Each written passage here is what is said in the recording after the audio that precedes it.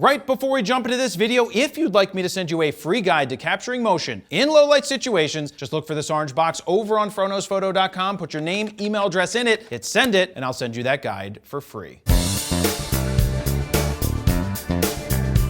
Jared Polin, FroKnowsPhoto.com, and this is a review of the Tamron 50-400mm f4.5 to 6.3 lens. Now this is one of those almost one lens to rule them all style lenses because it's a mega zoom that goes from 50 to 400 millimeters. Now I took it out into the real world to shoot in situations where I think people who purchase this lens would actually take it out and use it. One was the zoo, because I wanted to see the reach that I could get with the 400 millimeters, but if I needed to, shoot a little wider at 50. So I went to the zoo, but I also took it out to Doylestown, PA, where there was a bike race going on, and it so happened to be raining basically all day, but that's a good test of the weather sealing and the autofocus and the low light capability, or what I'm able to gather at it with a 6.3 lens. Now, speaking of low light capability, I did not use the Sony A7 IV, but I did choose to use the Sony A1 because I honestly haven't used it in quite a while since using the Canon R3 much more often. All right, let's start with the feel of the lens. Now, when I took this out of the box, I was like, woo, that feels like a substantially nice feeling lens. It weighs in at 2.5 pounds or 1,153 grams. So it does have some heft to it. Now, you don't want the lightest feeling lenses in the world because that may mean that the build quality isn't as good. But the first thing I thought was, wow, this actually does feel pretty good in the hands. When I put it on the body, I will tell you that it did feel a little more front heavy and not balanced perfectly. That's just what's gonna happen when you have a zoom range like this. It's not gonna feel as perfectly balanced. Now, I do have another lens here. This is the Sigma 100-400. This feels a little bit more better balanced on the Sony A1. It just felt a little better in the hands. But this is interesting because look, the Tamron one, which is wider at 50 millimeters and zooms out to 400, is actually smaller than the 100-400 here from Sigma. It also comes with a heavier price tag, but we will talk about that when we get to that part of this video. So moving around to the outside of the lens, we've got our lens hood. You always want to have your lens hood on when you're shooting, which means this, right? You don't want to be the person who leaves it like this. In fact, if you leave it like this, you can't really zoom perfect because it's hitting your hand the whole time. So do not be the person that doesn't turn this around, especially when it's raining. I was shooting this in the rain, so the rain is hitting the lens hood and not hitting my lens, like the people next to me who didn't have lens hoods on. Now we've got a 67mm filter thread. Not a very big filter thread on this bad boy. It's just smaller because of the aperture, 4.5 to 6.3. It's not a 2.8, which is letting in a lot more light, which would make it a little bit wider. Now when it comes to throw, the focus zoom, the throw is how far you have to twist or how fast you can zoom it. This is a pretty tight throw, meaning you have to grip it and rip it, whereas with the Sigma, which is right down here, it's much easier to turn.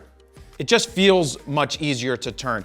I like having that ability. Some of the newer lenses these days give you the ability to tighten and loosen the zoom so that you can lock it in to whether you like it to be a tighter zoom or you want it to be a little looser. I prefer it to be looser so I don't have to grip with two fingers and I could just use my thumb. It is very difficult just to use your thumb to do this, so keep that in mind. Now in terms of switches, we have VC, vibration compensation, built in here. You've got your 1, you've got your 2, you've got your off. You also have some customizable buttons, which I don't even know what you would use those for. I never set any custom buttons on this lens. You also have another custom function button right here. You could set this to change whatever you want to change. You would go ahead and map that out inside of the camera body. Let's see, what else? Down here, we have a input right here to update the lens. You would think that you can update the lens via firmware from the camera body and not have to update it here, but that's how Tamron has you do it when it comes to that. There is also a lock switch over here on the side.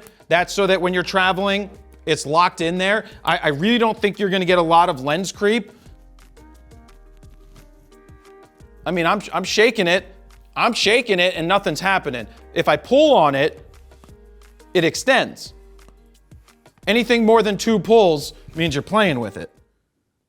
And that's pretty much it for the outside of the lens. It's a pretty naked lens that you just put it on and get ready to shoot. So let's talk about what I photographed. First things first, we have a gorilla here. I believe this is a juvenile silverback gorilla. And it was kind of funny because it was wrestling with its sibling, which was kind of fun to watch. Now, we're gonna have a slideshow at the end of this where it's gonna show a lot of the images that I captured, but I just wanted to show you this one at 400 millimeters just because we can zoom in. Take a look, it's in a book, it's reading rainbow. This looks sharp. Now, what is my shot? I'm shooting at 1/500th of a second at 6.3 at 400 millimeters at 3200 ISO. Now, the reason I wanna break that down and bring that up to you is that you have to keep in mind that when you're out at 400 millimeters, if you start to go to slower shutter speeds like 1/60th of a second, you might start to get some shake because you're breaking the rules of, if you have a 400 millimeter, you generally wanna stay at 400 millimeters, 1/400th of a second or higher. Now, you do have the compensation of the image stabilization in the body as well as the lens, but sometimes at 1/60th of a second or anything, you start to get slower, you might get some of that motion blur. And I saw that outside when I was photographing my buddy Digi Richie's kid. I saw that at slower shutter speeds, I started to have some shake issues. The reason I was using slower shutter speeds is because I had to bump the ISO up higher and I didn't want to go too high because it's a variable aperture lens, which forces me to raise the ISO. So keep that in mind. That's one of those trade-offs when you get a super zoom like this, that's a 6.3, you're gonna have to raise that ISO to compensate to give yourself a fast enough shutter speed for action shots like with the bike races that are coming up. Now, since we're talking about zooming, where is it 4.5? At 50 millimeters, you're at 4.5. At 60 millimeters, you're already at f5. At 85 millimeters, you're at 5.6 as you zoom. And when you get to 150 millimeters to 400 millimeters, you're at 6.3. So you may want to lock it in at 6.3 the whole time just because that's pretty much where you'll be when you're all the way at the long end. You just want to keep all those things in mind when you're shooting. Now, I'm happy with the results and the colors that I was able to pull out of these images. A lot of that's due to the A1, but you'll have no problem using the A7 IV as well. Let me jump in here real quick because I want to show you this photo taken with the Tamron 50-400mm and edited with FroPack 3. Now, normally when I do this, I show you a handful of presets, but in this case, they almost all work on this, starting with Zoolander. Then we've got Winnebago, followed by Walter White, Prestige Worldwide, November Rain. We've got Mount Airy, Mentos, MDMA, King Contrast, Gotham for people kind of works, but the other Gothams don't in this case. But we've got Eckert, Capone, Canadian Tuxedo, Almost Famous, and then Fifth Element. It's kind of insane. They all work on this photo. So look, if you're looking to give yourself a great starting point or speed up your raw workflow, we created 15 custom Lightroom presets that you can check out right now at FroKnowsPhoto.com/FroPack3. While you're over there, you can play with the sliders to see the befores and the afters. And if you decide to pick them up right now, they're currently on sale. Or if you'd like to save even more, you could get the triple play bundle, which is FroPack 1, 2, and 3, and you get all of these other presets that also work on this image. It's kind of insane. Go ahead and check that out. Now, back to the video. Continuing on, I put this in there because remember in elementary school, if there was like a water fountain, a water fountain, there were always kids there who would suck on the faucet. You're like, kid, why are you sucking on the faucet? Well, look what this gorilla's doing. He's sucking on the faucet. I actually didn't realize there was a water spigot here, and it was kind of cool. They'd go up to the water spigot, get a drink of water, and then go back to wrestling again. So that's why I showed you that one. Now, I stole this image. This one is again at 400 millimeters. We're indoors. We're at 1/1250th of a second, 6.3 at 1600 ISO. Now, I was sitting on a bench and I was trying to photograph some of the birds, but this was indoors and the little girl was looking at me, so I quickly took a couple of pictures, and this is what we got. Nice and sharp on the eye. The images look fine. Like, I'm happy with the results that I was getting. I'm more happy after I edited all the images than when I was like shooting, because looking on the back of the screen, I'll tell you that looking on the back of the screen of the A1, not very good. That screen is absolute garbage on the A1, and Sony needs to do a better job of putting a better screen on the back of that. And I will say this, when I was hand holding, which was what I did the whole time because there is no lens collar for this that comes with it, I said it felt front heavy. but I also felt awkward in the hands using the Sony again. After using the Z6s and Z7s and Z9s and the R5 and R6 and the R3 and the R7 and the R10, using all of those feel great in your hands. Yeah, even the Nikons feel great in your hands.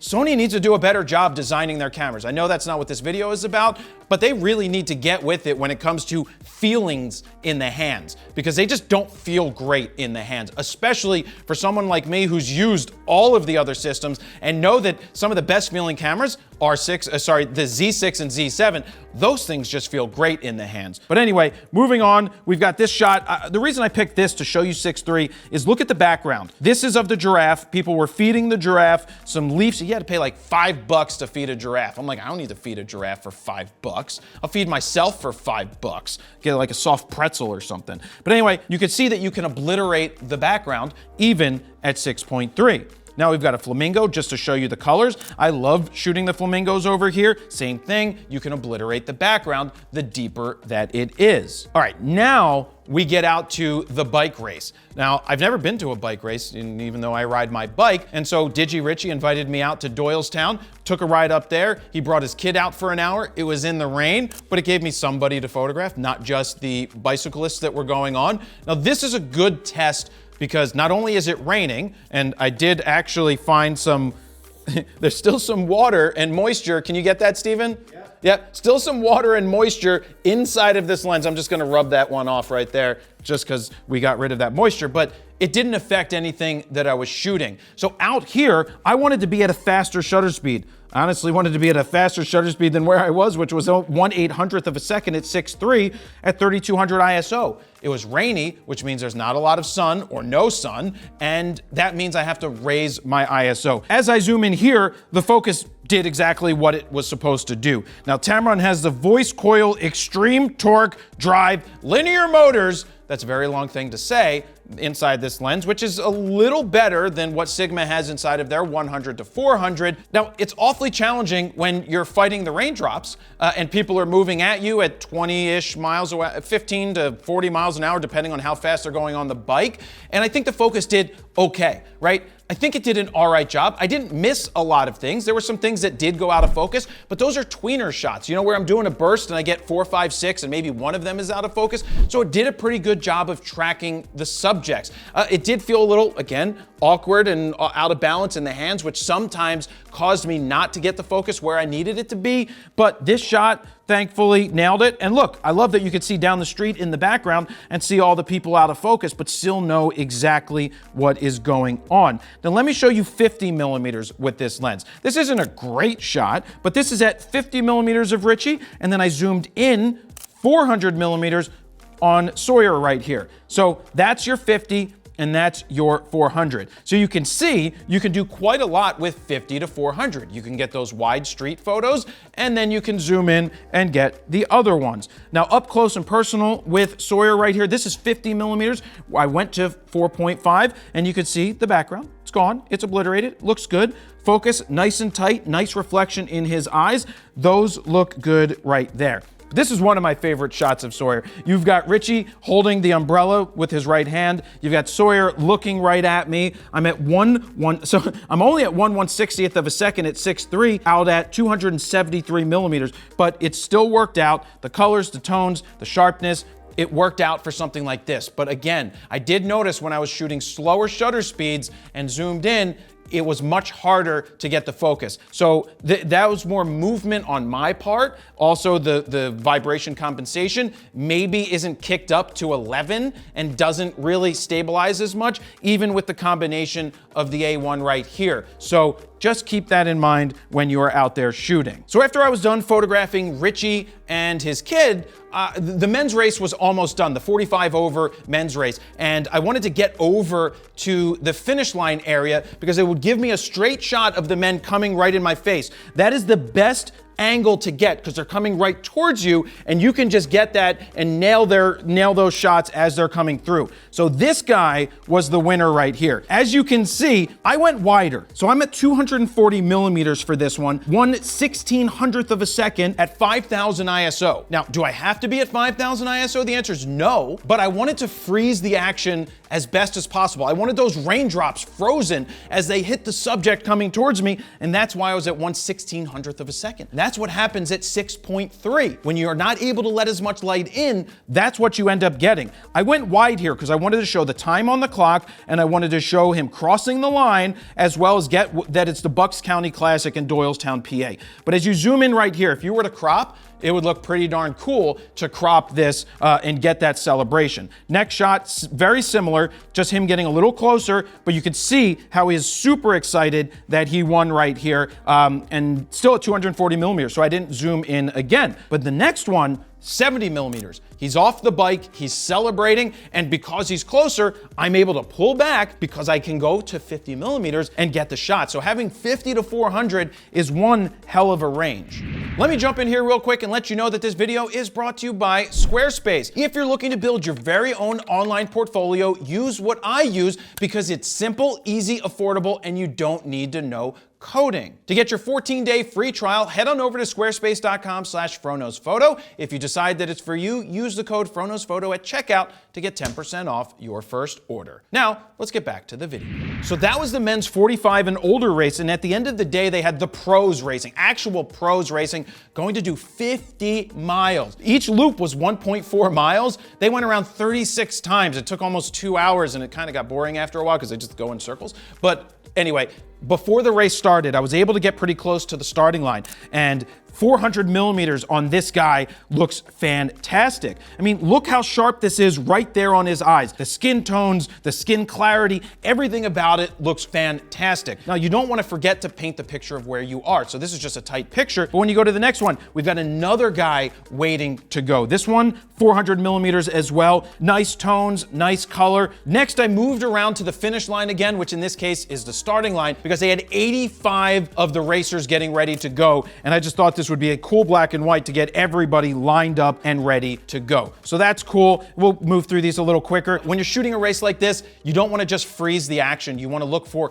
panning shots. That's where I switched into number 2 for the VC on this lens to only counterbalance the one way that I needed it for panning. I played around at 1/15th of a second, 1/80th of a second, 1/25th of a second, trying to nail the shot as these guys were going by. So I think I did a pretty good job on this panning shot. Colors look good, but you just don't want to freeze the action all the time. So keep that in mind. You can get a little creative, slow the shutter speed down, and pan and move with those subjects to try and get something that's a little more interesting than just freezing the action. And next, to basically wrap this up, we had the men's race finishing. They were all in a big clump together because no one could get out there ahead of anybody else because of the rain. But here we got the guy crossing the line. As you zoom in, you can see the second place guy getting a little upset that he didn't do it. And then the other guy's teammate who won in the background, you could see him putting his fist up, giving his guy props for finishing. And there you go. So, you know, we shot through the rain. Focus held up exactly how it needed to hold up through the raindrops. So that's good that we were able to do that, and it didn't really miss focus because of the heavy rain. And I didn't have any issues with the rain at all. So how much is this lens? It's $1,299. So the Sigma one is $850. There's a difference there. I mean, obviously you get 50